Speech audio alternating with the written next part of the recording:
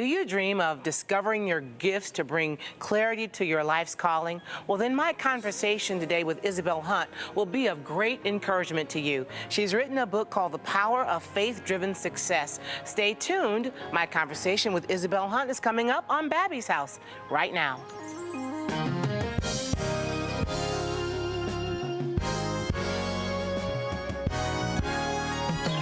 Babbie's house, Babbie's house. Every day is filled with possibility. At Babbie's house, Babbie's house. Everybody is family. Welcome to Babbie's house.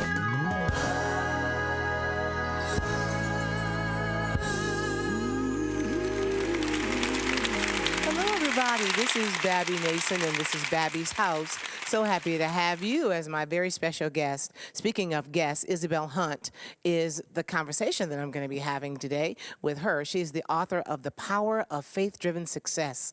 And, you know, there's so much talk on the internet and in the newspaper and even at the kitchen table about success. Well, we're going to talk about that from the believer's perspective and how that, what that means to you. So stay tuned for this great conversation with Isabel Hundt today here on Babbie's House. Well, I want to invite you to get your praise on and worship Jesus with me as I sing this song called Come On Into the House. Come on into the house. Come on into the house. Come on into the house of the Lord. Everything we have needed, yes, the Father has provided. Oh, yes, He has. Come on into the house of the Lord. Sing it again, children. Come on into the house. Come on into the house of the Lord. Oh, everything that we have needed, the Father has provided. So come on into the house of the Lord. I was glad when they said unto me, let us go into the house of the Lord. In the house my soul gets lifted up, and I can lay all my troubles down. The Holy Spirit will ease my mind. I'll leave the troubles of the world behind. There's plenty of room for you and me, because we're all in the family. Yes. So come on into the house. Oh, come on into the house. Come on into the house of the Lord. Everything that we have needed, the Father has provided. So come on into the house of the Lord. I know the Lord will supply every need, and I don't leave home without Him. In the house my soul gets lifted up, and I can lay all my troubles down. The Holy Spirit will ease my mind. I'll leave the troubles of the world behind. There's plenty of room for you and me, because we're all in the family. Yeah, yes. So come on into the house. Oh, come on into the house. I'm glad to be in the house of the Lord. Everything that we have needed, the Father has provided. So come on into the house of the Lord. If you need some love, yes, you can find it in the house. If you need some peace, do you need some peace? Do you need some joy? Do you need some joy? Oh, whatever you need, God's gonna work it out. Come on into the house. Oh, come on into the house. I'm glad to be in the house of the Lord. Everything that we have needed, provided. So come on in if you need it. God's got it. If you're lacking, it's yours for the asking. This is a house of prayer. Leave your burdens right here. This is a house of love. There's always enough. Come on into the house of the Lord.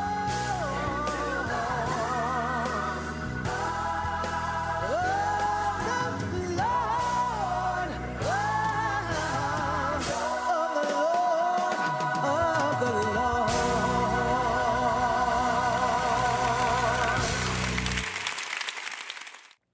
Welcome back to Babbie's House, everybody. I have the opportunity today to speak with Isabel Hundt, and she is the author of The Power of Faith-Driven Success, A Journey Toward Living Your Dream by 30. Well, I got a few years on that, and I still think my best and brightest days are still ahead of me, but I think there's some things in here that might be applicable to my life, would you say? Yes, well, first of all, let me welcome you to Babbie's House, Isabel. Thank you for having me. Thank you for being here. Thank you. I'm excited about this because I love talking about success, being a mentor, and being a person that likes to see and to bring out the best in people. And you happen to be one of those people. You're a coach, you're an author, you're a speaker, you're a teacher, you're all of those things that likes to see the best in people brought to the surface. So before we get into all the things that the book encompasses, tell me a little bit about you and your background. Yes. Well, I can start pretty much when I was young. When I was young, I always felt like I was different. There was something different with me. I had out-of-body experiences, and I still remember at one time I fell off a 7-foot ladder, and I could see myself I was still up on the ladder, but I saw my body on the floor. And sometimes I told my parents, I feel like I can leave my body and see everyone around me, and I know things that I couldn't know. And because it wasn't something the church would support, I grew up in a Christian house, I just thought there's something wrong with me, so I just kind of pushed it aside. But when I was 12 years old, I had a dream, like an actual physical dream, where I dreamed about that I would move to the US. Oh, I'm originally from Germany. And so I dreamed about that I would move to the US and start something where I will have to speak in front of a lot of people. And I told my parents, and it was kind of the intention setting already at that age, and that's when I started getting more into sociology, psychology, and I was always driven to make that real, even though my English really, really sucked. I was really bad in school. And people were like, how is that true? And, but it's true. And at 18, I left and came here for an exchange year. And then I went back and studied sociology, psychology, and then I came back here 7 years ago. But during all this time, I also had a phase where I was really very depressed. I started studying something that I knew I shouldn't have, but I was rebelling against my dad. So I did something that intuitively I knew was not meant for me. And that really drove me into depression. And then through my studies now, I can look back and I know because I'm highly, highly intuitive with the skills that I have and the gift that I have, that I took on everybody else's stuff, everyone's emotions and everything else. So it wasn't just my stuff that I dealt with, it was everyone else's too. So the depression actually was a result from all the overstimulation. And then last year, I just felt like I need to put that into a book because that's what we're seeing. We're seeing almost like an awakening. I say we're raising a generation on the verge of breakdown and or awakening, depending on how we want to teach them and how we want to equip them and prepare them for what's to come. We see more young people that are depressed, anxiety attacks, panic attacks, suicide attempts, but we also see at the same level, we see so many more highly, highly intuitive people. And they feel more connected with each other. So they feel each other's pain. They feel more connected to the earth. So they feel the imbalance that is happening with our environment right now. And they just feel so much. What would you say is the cause? of the feeling or the Yes, or the proliferation. awakening. So many people that are having these similar experiences, the heightened, the high numbers of depression, the high number to the need to connect with others. What would you say is the reason why this is so? Well, for one, it's probably because most of them are fed up with how things work right now, because it's all me, me, me, and let me see how I can benefit from that and what do I get out of this. They feel that they're getting back to the core, because if we really understand that God is within, we will also understand that we're all connected. And they know that, but they don't know how to express that, how to put that into words, and how to live it, because we don't have that example. For example, as a child, we've been taught, especially boys, stop crying, be a man, or man up. So the emotional connection is not there. They don't even know how to emotionally connect. One of my favorite authors is Carla McLaren, and she said, we are intellectually, we're intellectually brilliant, physically resourceful, spiritually imaginative, but emotionally underdeveloped. And we just don't allow emotions. We react to the extremes. Extreme fear, because everything that we see outside is fear-based, manipulative marketing. Make you feel like you're not enough, there needs to be more. And the same sometimes with churches. I mean, we see 70% of young people leave church, because to be able to be spiritually connected, you have to be emotionally connected. And they don't have that.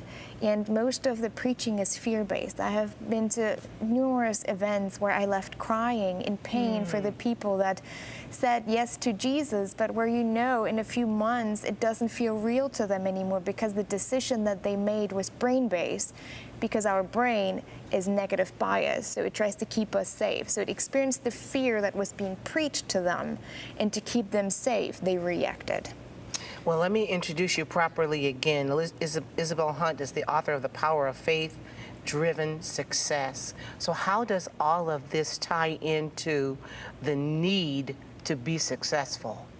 Well, we all want to be successful, and I think often we just throw that out. That's kind of like a marketing language thing, success. You want to have success. Yeah.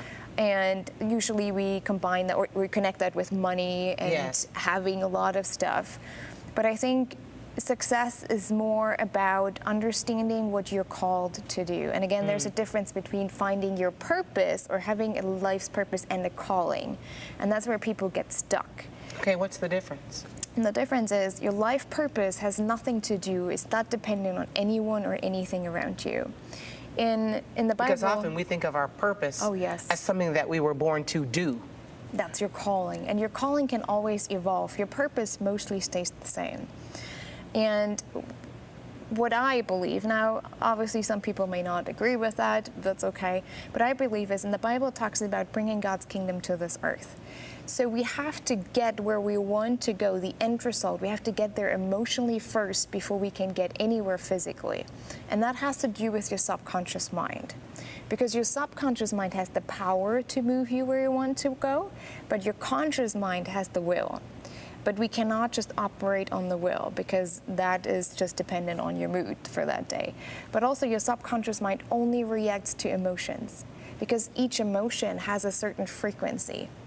And that frequency resonates with parts of your body. For example, upset, anger is being stored in your liver. So people who have a lot of liver issues, they should probably look at, hey, where do I feel anger? What am I angry about or upset about?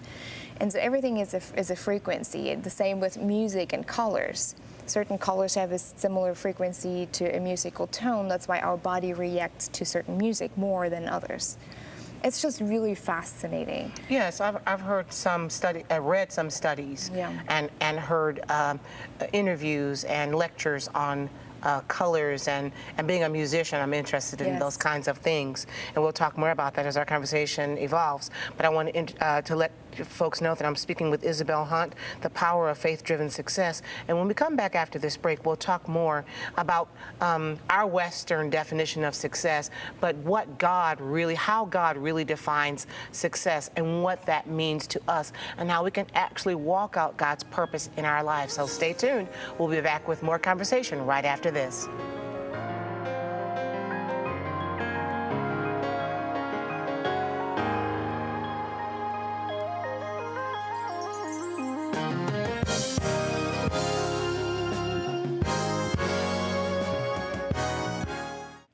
And welcome back to Babbie's House. I have the joy of speaking with Isabel Hundt, the author of The Power of Faith-Driven Success.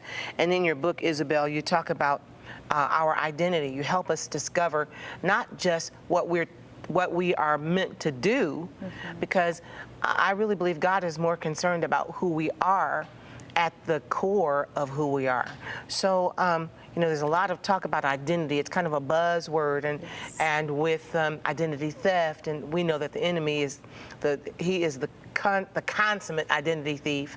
And so, I for one am always interested in finding more about who I am at the core of who I am. So talk about what you address in chapter 2 in your book, The Power of Faith-Driven Success. The title chapter is Your Identity. Yes. Your identity is really about, as you mentioned, who you are, not necessarily what you do. That's just the byproduct. And it goes back to what we said before, our life purpose. And I always say, as long as your life purpose depends on other people and situations, you have not found your life purpose yet.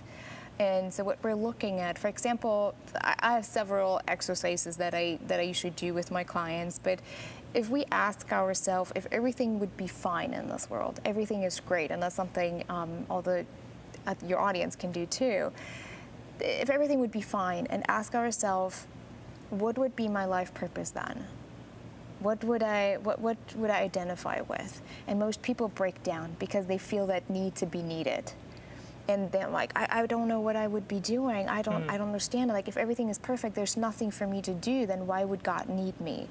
Like, well, we have to already think on such a different level than our earthly level of thinking doesn't quite work for us to get where we want to go, the ultimate goal. And so I tell people, look at things like compassion, love.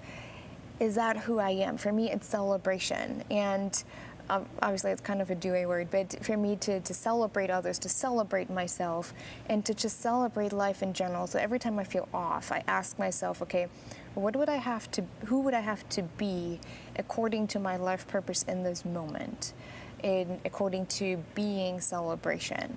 And that usually helps me to get more of an identity for myself, saying, hey, no, this is who I am.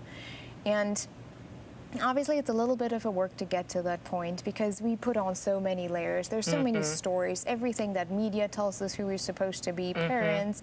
And I mean, it's this whole emotional disconnect. And as long as we're not emotionally understanding what is going on, it's really hard for us to find that identity. And in our fast-paced society, there's not time to just sit down and reflect and create awareness. And that's, I think, the problem that we have. And the identity comes with the emotional connection, because then we can just say, oh, this shows up for me. This emotion shows up and it is okay. I'm just going to be with it. Doesn't mean that we have to react on it, but I can just be with it. What did it trigger? And that's when we can just stand up and say, no, this is who I am and this is what shows up for me. And we don't no longer react to everyone who comes at us. And we just know that it's something personally for them. You being a life coach and a person that interacts with a lot of people one-on-one, and I'm just kind of looking at the question I'm going to ask you from the point of view as a mother, as a grandmother, and even as a business person who uses social media to communicate with my audience. But in your opinion, do you think that social media, or how does social media influence our identity? Because oftentimes we will look at how other people perceive us. We will look at what other people are doing. We will try to shape our thoughts and our style around what other people are doing instead of really trying to hone who we are in the light of who God says we are. What impact do you see that social media has on a person's identity and their desire to find their true self? Huge. I mean, there are really great sides to social media. Obviously, it connects us globally, but at the same time, it is also a threat. It is part of that breakdown that younger generations may experience, because as long as you are not emotionally grounded outside of everyone else, you take everyone else's stuff and you make that your identity. And that is the threat that we see. They haven't learned how to be emotionally connected, what it means, what does emotions even mean? Like, they only know anger and happiness. If I'm not happy, there's something wrong with me. And that's what they reflect on social media. I think social media, especially with the younger generations, pushes a lot of the competition mindset. And that disconnects us as spiritual human beings. And it just makes us be more judgmental and opinionated instead of just seeing everyone as who they are, human beings. Yes. But at the same time, it brings us also closer to hear different stories from everywhere else, and like, oh, this is what they're going through. So it helps us to understand. There are two sides to it, but we have to be more clear outside of social media with people how to live life outside to really be impactful on social media. Yes.